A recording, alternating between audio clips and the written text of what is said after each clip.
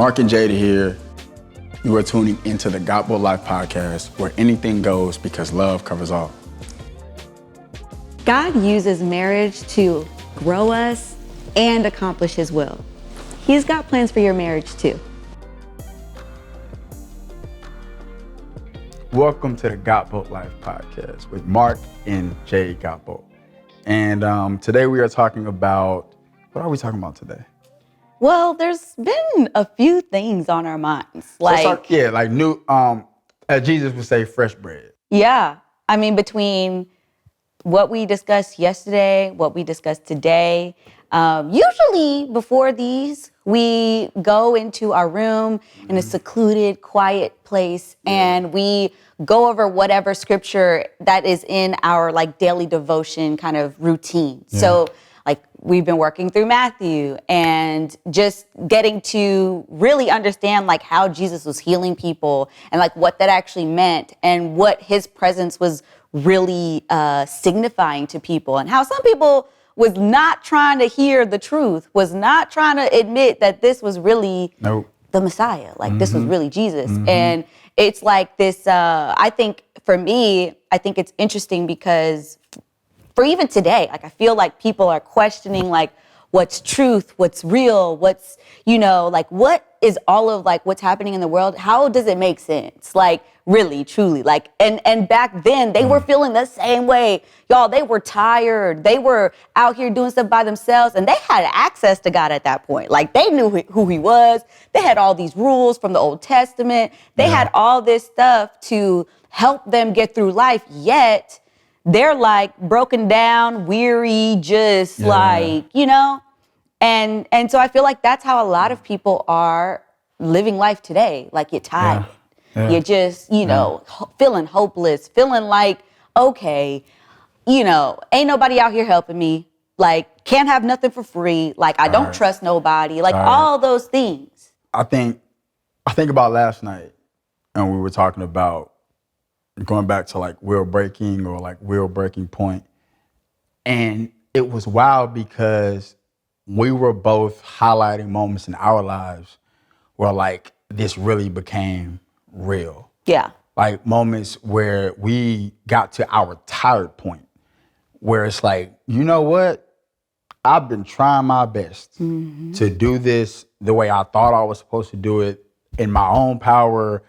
I mean, I'm doing everything that I can do for this to go to work, and it still ain't working. Yeah. Okay, God, whether I fully have the faith to believe in you at this point or not, I'm going to try it. Right. Because ain't nothing else working. Right. And my moment, actually, what was your moment? Let's not even stop there. I feel we can quickly say just examples of what do you mean by a will-breaking point? What is that point? What does that even mean? A will-breaking point? A will-breaking point is that point when you are just done. You're done. You're done trying the things. Yeah. You're done. You're done reading the internet. You're done reading the books. You're done talking to the people. You're done. I'm for real. Because that's what it takes usually for us to really recognize God in our life. Everybody I know, including us, did not really tap in to the power, to what God wants us to do in our lives and all these things until we got to a will-breaking point. And we were talking about this, yesterday or the day before, and we were we got stuck on this term Willbreaker. And we were okay, well, what was your will breaker? And we started trying to put it down to one moment. And I was I get how it can be there's one moment in your life, when you decide to get saved, right? That could be the point when you decide, okay, Jesus, you're my Lord and Savior. I'm living my life different now. But for me, it wasn't that clean cut. I feel there were multiple moments. I've done, that you just described, especially in church, I'd probably done that. I'm not exaggerating here, probably 24 times before I was 15. So it was kind of a routine. Well, I backslid. Let me go get in this prayer line. Right. Get this oil on my head. Listen. Because I messed up. Right. And then I would go back and do Yeah. the same thing again. Yeah. And even leave the church fully. So Yeah. it's like, for me, that wasn't like just when I got saved, because even before I came back to Christ, in terms of my lifestyle change and was reflectant of that, I knew that Jesus died on the cross for our sins. I believed, I said the phrase, I did it all. But nothing had changed in me. Right. Nothing had broken your will. Nothing had broken my will. Because that's what we operate in most of the time, is like, what do I want to do? What's my will? Because first Jesus saves you. Right. Like first God brought the Israelites out of Egypt. And they were probably like, okay, it's time to party now and turn up. Right. Now we got access to all this stuff. We ain't in bondage no more. Like, we lit. And God was like, actually, no. I got to break your will. Yeah. I have to change some things in your mind. Change your mind. The way you look at the world, the way you look at yourself. Like, that happened for me, where I can remember, like, doing the work. yeah. I can remember, like, not fasting because it was the top of the year, but fasting because it's like, well, this is one thing I remember my grandma doing. So, like, let me tap in. Yeah. I don't know if I'm doing this right or not. All I know is to not eat before 5 and pray at some point, like, throughout that time period. But I would literally go I was bringing my Bible to work, this one. Like, this was like $90 at the time. I only spent $90 on my electric bill, on gifts for my baby, and shoes. So, like, for me to spend $90 on a Bible back then was like, bruh. Right. And I took this to work with me. I would literally go into this small room on our floor called Legend, I was like, that's a fire room. I'm gonna go sit in there. And every lunch break, I would sit in a computer, Bible, headphones, and I would watch Mike Ty videos. Like, that was me, like, killing my will. Like, that was me, God, choosing I'm giving something you an else. hour of my time at work that I would normally go hoop, that I would normally go set up a lunch meeting with somebody. Yeah. I'm giving this time to you. Right. And, like, that was when I started to see. I hear what you're saying, and I feel like this makes sense, but what was really like the turning part? Like, because that's really what we're really talking about, is like, like, are you tired enough? Like, are you at that point are you at a will breaking point? Because if you're not at a will breaking point, it don't matter. You're not going to change. Like, let's be honest. Like, we know way more than the Israelites did. Okay, we got Google, we have Instagram, we got YouTube. So if we want to learn something, we can learn it on the internet. It's not a matter of we don't know better. Well, I brought that up because it brings context to what I was going through then. Yeah. But the actual will breaking moment, I was driving to work, and we're in Clackamas, Oregon at this time. Clackamas. A little suburb of Portland, Oregon. And it was about with no traffic, it was about maybe 35, 40-minute drive from there to Beaverton. But with traffic, that's like an hour and a half drive. So I got up early. Every morning I would get up at like 5:20, 5:15, and I would be out the house by like 6. I'm on the road. And God said, tell who was at the time my girlfriend, tell your girlfriend that you cheated on her, Jade. And I was like, hold on, huh? Why would I do that? Because there's nothing around me saying that. There's no, like, I mean, I'm not in my Bible every day. I'm not watching, certain things. Like, I'm watching football, I'm watching reality TV shows, I'm still listening to my Drake, my Trav, there's nothing about my life that to me would invite an appearance of God. Like, nothing. So when this hits me, the enemy ain't telling you to tell the truth. Confess your sins. Yeah, he ain't telling you to confess your sins. So clearly the fact that I'm not hearing this anywhere shows what I was into and where I was at that point in my life.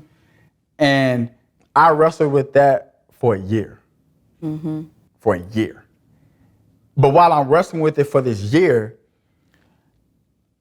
wow, like even thinking about this now is crazy because I can see moments where I would go from this is all in my head to now I'm saying it out loud. Now, granted, it's just me and God. Right. But I'm actually saying it. It had never Actually came out of my mouth. Right. Like ever. Yeah. I didn't want it to. Right. I was trying to burn that thing as far down as possible.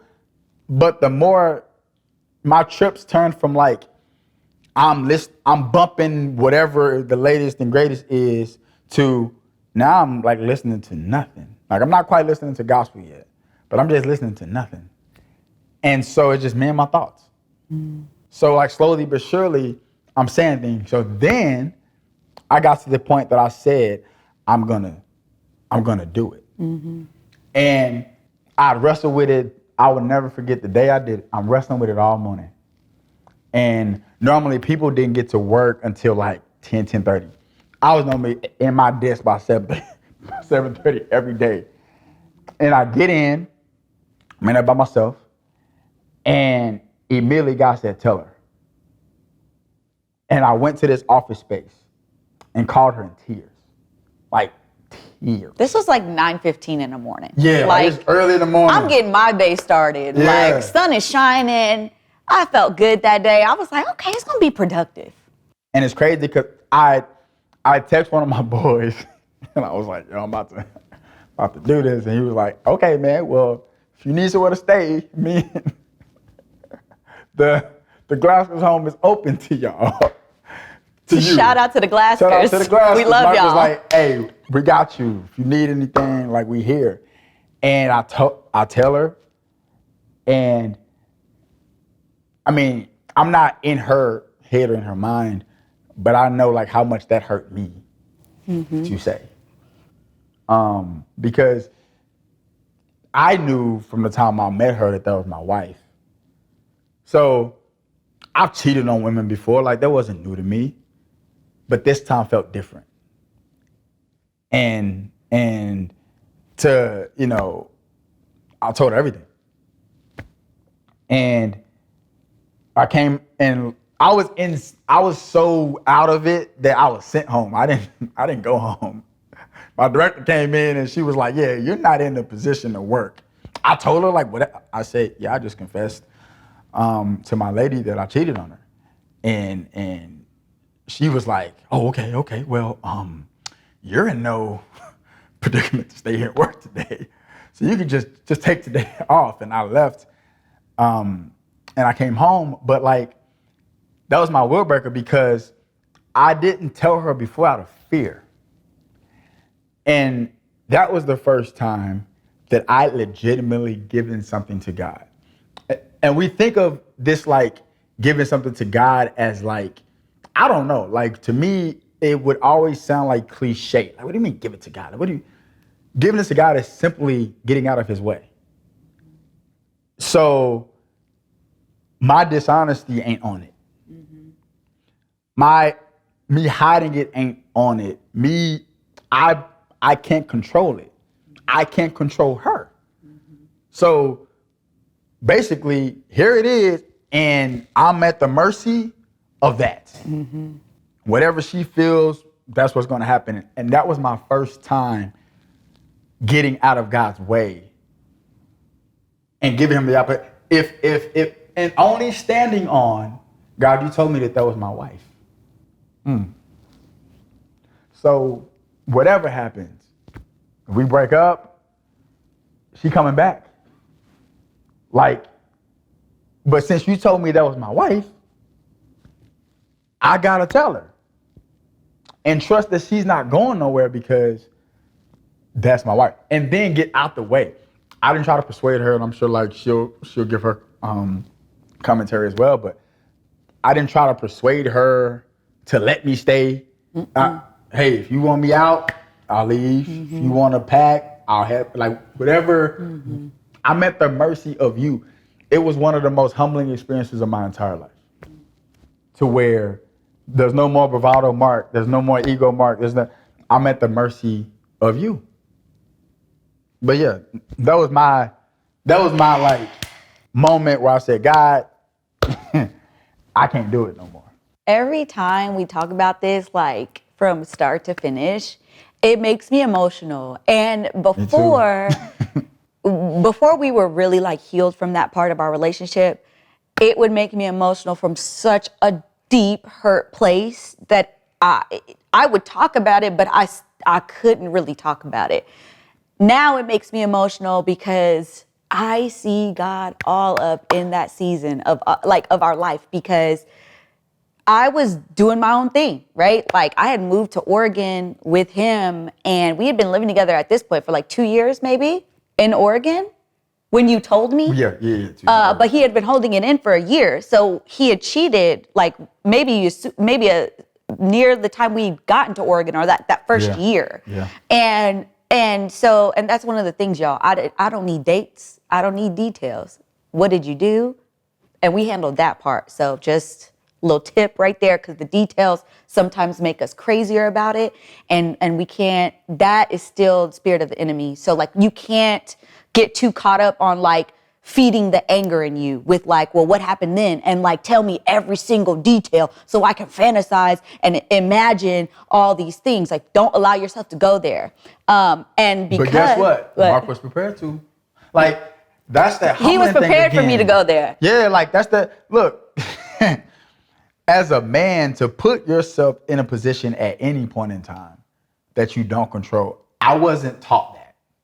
To me, you hold that together, no matter what. Like you hold that up, and that was really, I mean, like the more I think about it, the first time that I was like, that was the most humbling thing that has ever happened to me. Like for sure. Oh, I mean, I could tell. So yeah, I was ready to tell you whatever right. she needs to hear. But from my perspective, I had been cheated on before. Okay, like I had been in relationships before Mark. I had been in a 7-year relationship, on and off, high school sweetheart, go to college still together, not together, go to NFL, I move with him. He says, I don't love you no more 3 months in. I got to pack my crap up and go back to Texas, live on my sister's couch for however many months. And this is after I have a degree. And this is after I thought I was the ish, okay? And so I'd already been through that and was like highly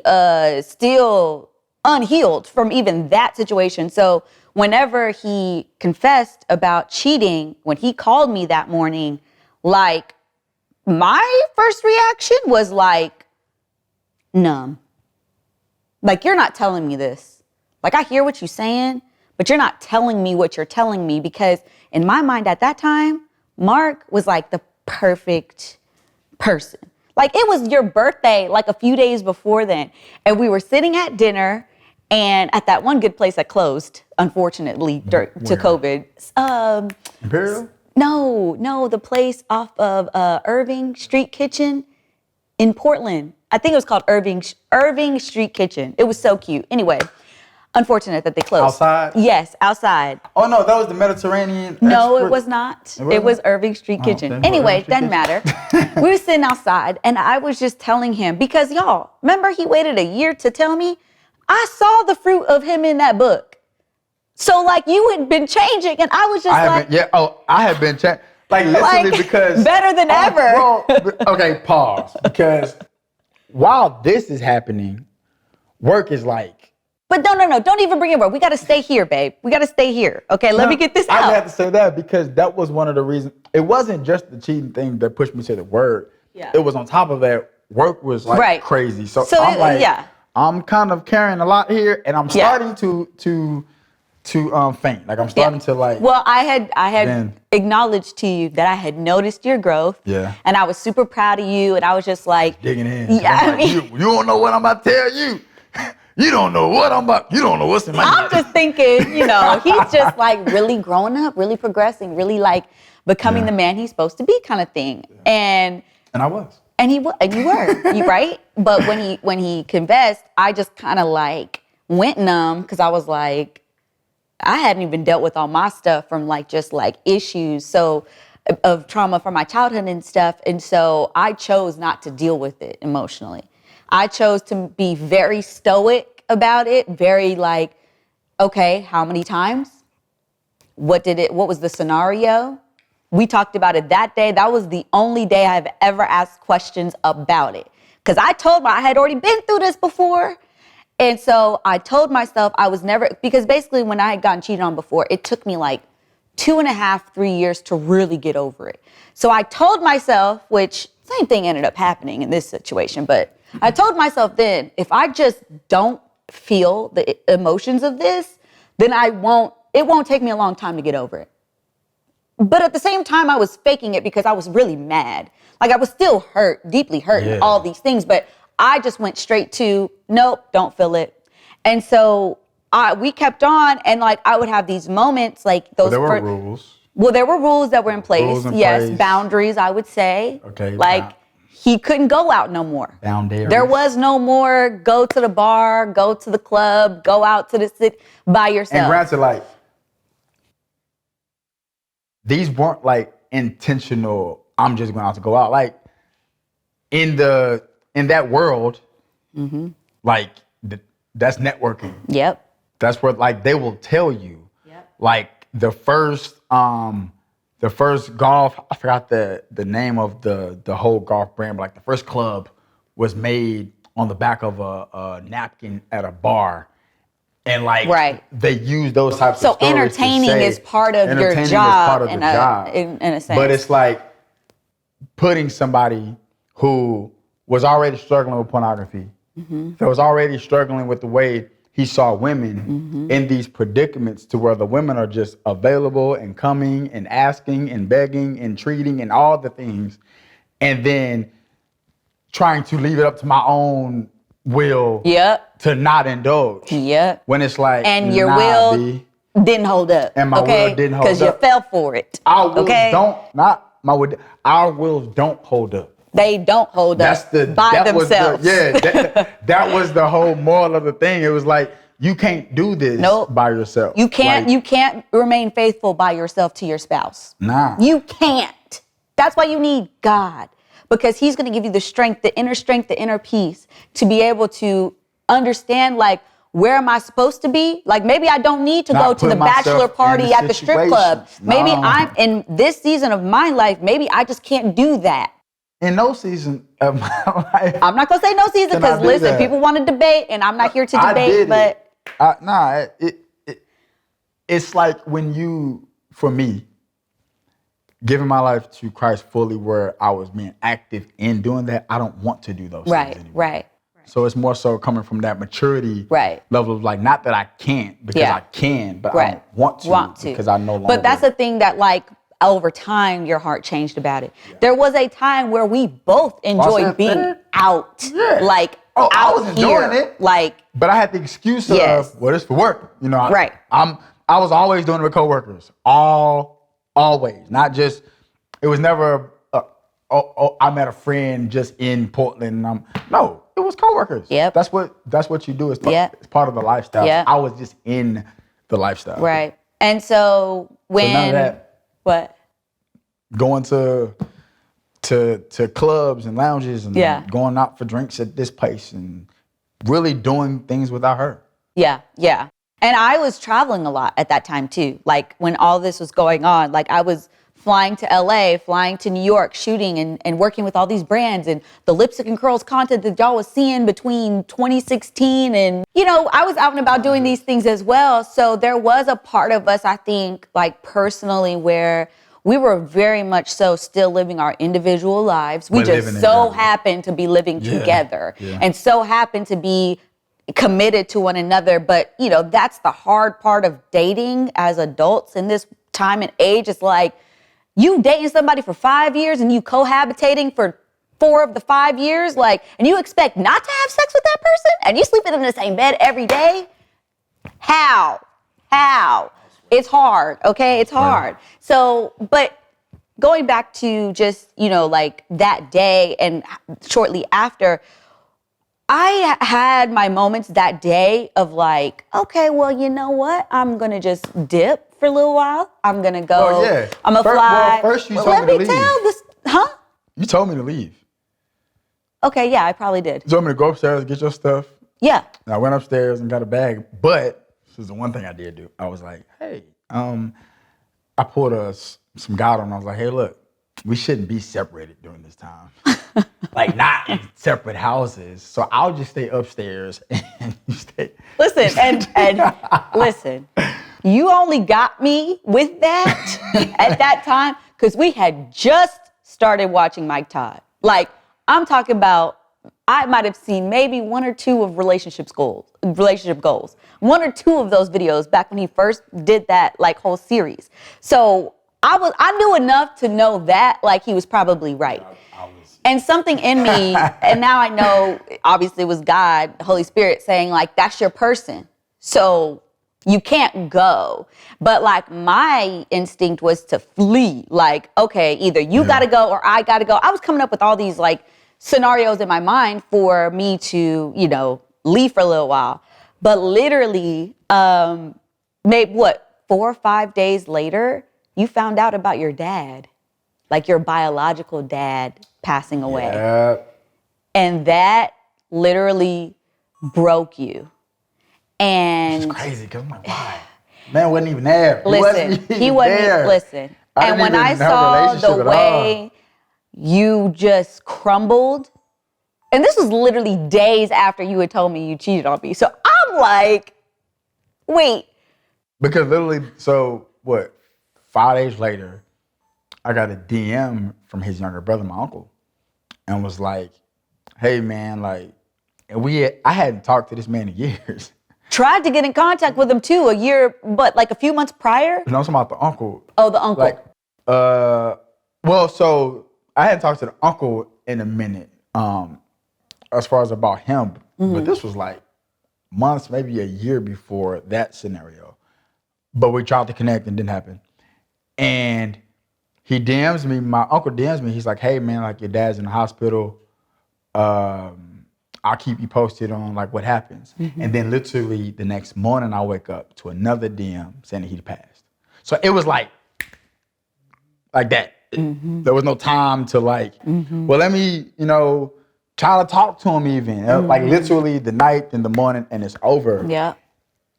And I was like, wow, because I was this close to finally having a conversation with him from like a real place. You were really putting in an effort to like try to like talk to this man, and it felt like he was almost avoiding you. Like it felt like it wasn't like I'm trying to get in contact, we just can't make it work. No, it was he did not want him to have his phone number. His own father, biological father. We were talking through the uncle. And I'm fine, like, well, look, like, give him my number, and like we can, whenever he calls, like, I'll be here to respond. Yeah. And the call never came. So fast forward, he passes, and I mean, if you would have asked me before he passed, would I have crumbled where I did? I was like, nah, like, I don't have a relationship with him. Like, for what? It was a different type of breakdown. Yeah. And how I felt about the cheating didn't matter. It just didn't matter because I knew who you were and are, and that's not what you do, right? Like what we do is separate than like our worthiness and our value. We just, we're human. So we gonna make some dumb mistakes. We gonna do some stuff that we're like, ooh. Shouldn't have done that. What? Segue, same thing, but our devotion yesterday, when Jesus is like healing all the people in Galilee, and he's demon-possessed people and all of that. And the little girl and the mom with the fever in early Matthew. And we're like looking at all of these times, and God showed us that Jesus is addressing the spirit in the person, not the person. Yep. All of these people that have been like casted out by people. Yep. Like the demon-possessed man was like living in a cemetery away from everybody cutting else. Himself, and chained in, and people were okay with him being chained in to the point that when Jesus healed him, he was literally sitting down, fully from naked, ravaging, cutting himself, going crazy, to sitting down clean, fully clothed, and the Bible says with a perfect mind. People were like, whoa, is that even the same person? Jesus always addressed the person, understanding that I made the person. Right. And I said the person is good. Right. It's what's working in the person. Right. So like Jesus never was at a point to where like he's throwing away the whole person. Like he didn't kill anybody and bring him back to life as a new person. Right. Like nobody. Right. He literally changed them as they were to be who he called them to be. Right. And too many times in this world, cancel culture is Listen. throwing away the person, Listen. not addressing what's inside of the person. Right. And that's the thing. I even not understanding it this way. Not even realizing why. But something in me knew that. Yeah. And maybe it was like subliminally I had already known, but like didn't understand like how it was clicking. But that's how I felt. Like I felt like, okay, what he did is separate than who he is. And I kind of stayed there for a very long. Oh, yeah. She changed my name in her phone. From like, because I was still mad at the thing he did. So like the fun stuff. Yeah, no. Like her name is still got emojis and stuff on it in my phone, but I was Mark Godbolt. I had two phones back then. I was Mark Godbolt, Texas. Oregon? Mark Godbolt, Oregon. That was my name on her phone. Literally until the day after we got married. So for what, 2.5 years? Yeah. He was not anything. Well, you were something special, but like there were boundaries I had, like walls I had built up because I was still trying to heal through like the hurt of the situation. And she would just bring it up and be like, "You gotta deal with this because you." Yeah. I would be like, He was going to eat up everything I was serving him as I ain't going to break up with you, but you're going to get this. Like, you're going to hear my heart. You're going to understand the depth of the hurt. And I didn't go overboard. I feel like I didn't. I think it was reasonable because, like, that's the other piece of it is like, you can't just act like the thing doesn't hurt you. There is a sacrifice. There is a, like, hey, I did it. There's a consequence. Well, there's a consequence. Like, and how I was feeling about it was the consequence that he had to live with. The you not going out thing. You know, he would even ask. And I felt like I was like, you know, almost in like this interesting power dynamic thing because I would tell him no. And he would listen. And it was like this interesting like dynamic where he was continually showing me that he was all in and he was going to ride this thing out until I was like really like healed from it. I had forgiven him for real and like done with it. Because even at that point, I think when your dad passed and then literally we kind of coming off out of that emotional place, 2 weeks later, Ariana comes to visit for like 2 or 3 weeks. So I can't be mad then. Our daughter is here. You know, like this is our only time all year outside of holidays to really spend with her. So there was no way I was acting any sort of kind of way around him with her there. Everything happens on purpose. But for me, like, crazy. Wow. Like I said, I wanted to flee. I wanted to dip out. I wanted to like, hey, let me go like go to Texas for a month. Let me, go to LA for a month. Let me just do whatever. But I could not go. I could not go because we had these things pop up. And so that's what I was saying earlier. Like when I think about that scenario now, it's so interesting because I feel like even though there was so much pain and hurt wrapped around the situation, like God still made it work out for our good. Like it's still there was still purpose in the stopping.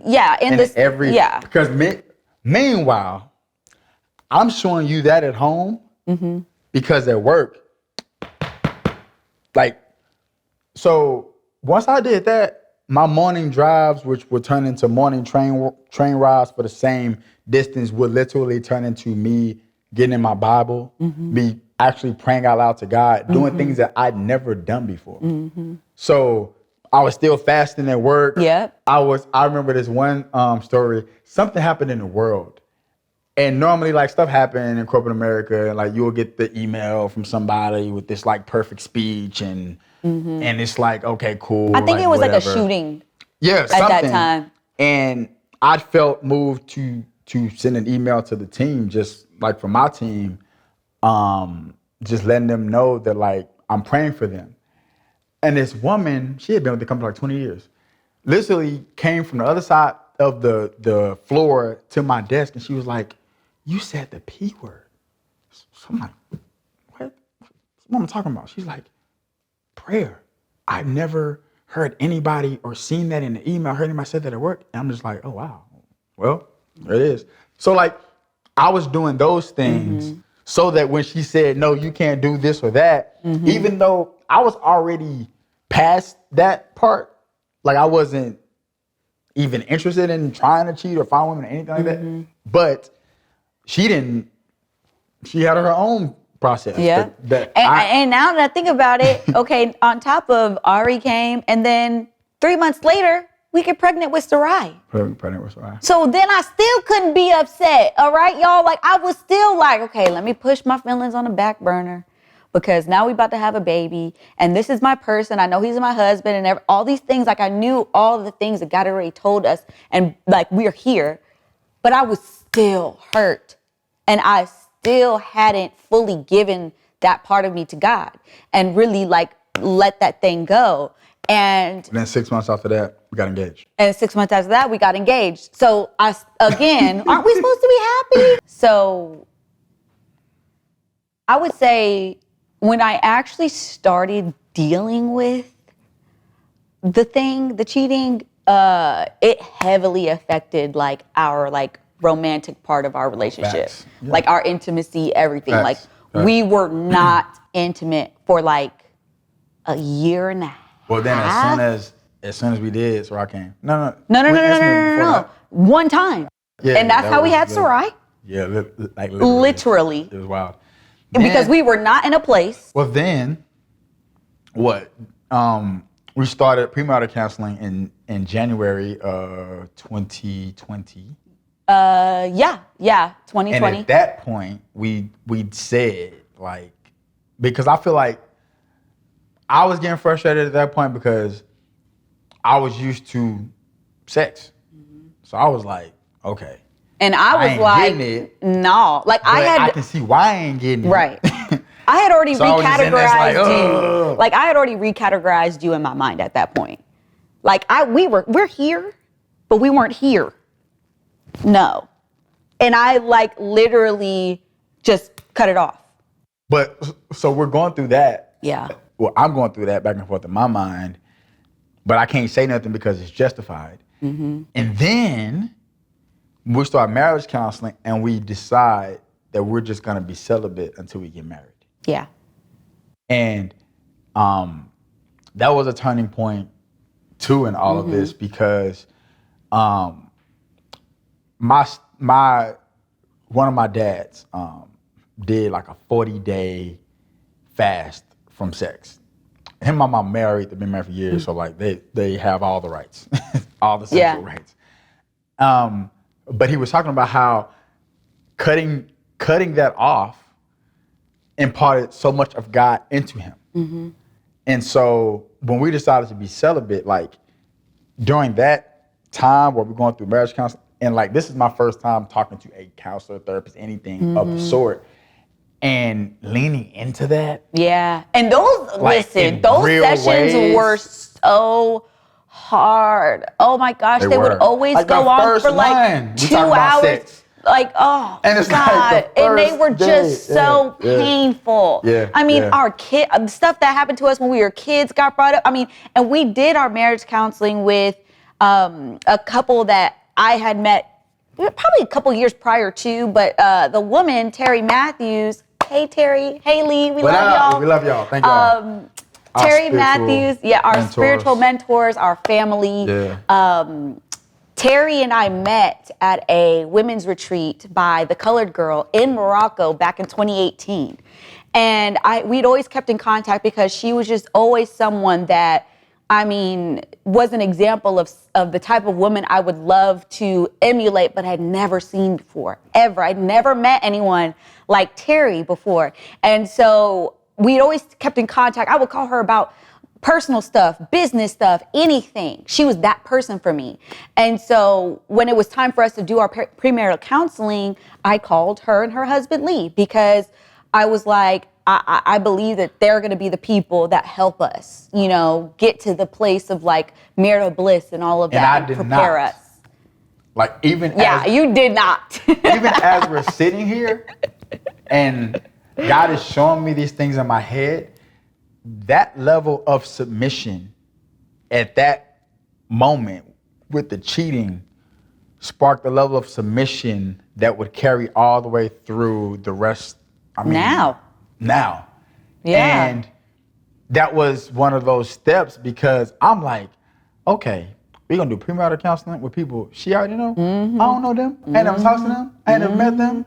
So this sounds like cheating. Like this ain't fair at all. Right. Because we're about to run the battle and like I'm the only one that's kind of like new here. Right. So I'm like, yeah, this ain't cool. However, I'm still in a submissive state. I'm like, well, she said it and she's still here. So let me, okay, cool.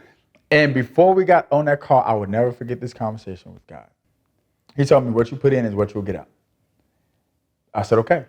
So even though I didn't know these people, it wasn't that I trusted them, I trusted God. And leaning into that was everything. Well, and it just made sense because when we actually got into our sessions with them, we went there. Like the first session was about my porn addiction. Like that was session number 1. Yeah. And they wasn't playing. I don't know if you had even told me before that. I feel like either I'd only told you or that was my first time. Well, it definitely hadn't clicked to me because yes, you had told me, but at that time to me, I was like, who cares if you watch porn? Like I hadn't even gone through the understanding of like what porn really is. It was just so normalized to me that I was like, oh, I know tons of people watch porn. I know couples that watch porn together. Like I never looked that deep into it before. And so whenever we started getting into it in that session and he started to reveal kind of like what it was for him, I started to understand like, oh, this is like more than what I thought. Like I'm not actually like taking it in for the gravity of which it is. And honestly, even on that, like it took me a couple years. But this is actually a great segue into your deal breaker. Yes. Because I mean Willbreaker. Yes. Willbreaker, not deal breaker. Willbreaker. Willbreaker. Because that conversation kind of started a more authentic like response to my porn addiction from both of us. Mm-hmm. Yeah.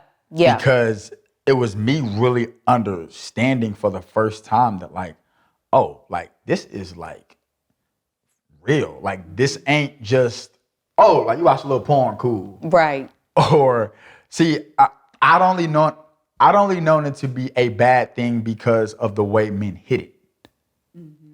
Not because of the spirit that's attached to it and what it grows into.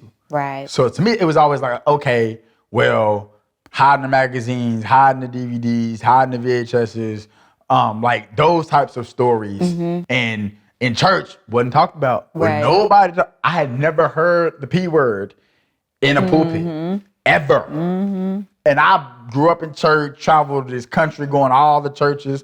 I've been to all the churches in all little neighborhoods. I've been to all the mega churches. I done it, lived with a pastor, all that. And porn was never discussed in church. So no men really discussed it like that. So it's kind of like, well, that's your thing, that's my thing. Like on the football team, we talk about it as our things. And it was more like a hobby that was cool than like a real thing that had the power to do what it's continuing to do even today. So like that was our first real like, this is a thing. This is a thing. This is a thing that we need to, But we didn't deal with it. But we still didn't deal with it. No, we still didn't deal with it. It was the start of it. Right. It was the start of it. And like I had a tendency in this specific season of life to just like choose not to deal with it. Like I just chose not to. Period. And to a certain extent, I did too. Yeah. Not on purpose though. I didn't know what to do. Yeah. I'm just like, I'll just stop. Yeah. I'll just, hey, if I try to stop a week, okay, I can do that. Right. Okay, cool. Then I fall. Mm-hmm. Then I fell deeper. And it's like, oh my God. Like it was just a cycle for like a year. Yeah. 2 years of like, I'm trying everything that I know how. And when things really changed was when God told me that when I did it, I had to tell her. Mm-hmm. Thanks for tuning into today's episode. We so appreciate your support, and we'd love for you to leave us a review wherever you are listening, and also visit us on social media. You can find us at Mark Z Godbolt and Jade Godbolt on Instagram, as well as the Godbolt Life on Instagram.